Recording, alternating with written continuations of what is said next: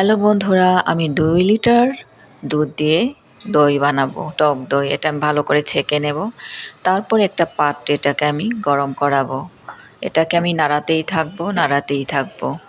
যতক্ষণ টকবক করে ফুটবে, 2 লিটার 1 লিটারে চলে আসবে, ততক্ষণ আমি এটাকে নাড়াতে থাকবো। যত নাড়াবেন দই তত অনেক ভালো হবে।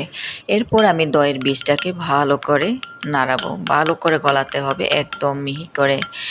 এরপরে আমি এটাকে একটা মাটির পাত্র জোগাড় করব। এখানে আমি ভালো করে গরম করে এখানে আমি দুধ ঢেলে দেব।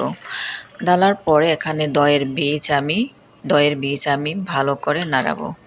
এটার সাথে যেন দইয়ের বীজ ভালো করে মিশে যায়, এভাবে নাড়াতে হবে। নাড়ানোর পরে এটাকে আমি ভালো করে নাড়াতে থাকবো যতক্ষণ না মিশে যায়। এরপরে এটাকে আমি রিপিং করে রেখে দেব। 12 ঘন্টা রাখার পরে দেখবেন কি সুন্দর আমার টক দই হয়ে গেল। দেখেছেন? আপনাদেরকে দেখিয়ে দিচ্ছি, দেখেন। এই যে কি সুন্দর হয়েছে টক দইটি। এটা এমনি খাওয়া যায়। আমি আজকে চিড়ার সাথে খাবো রাত্রে, চিড়া, গুড় আর কলা। দেখেন কি সুন্দর হয়েছে।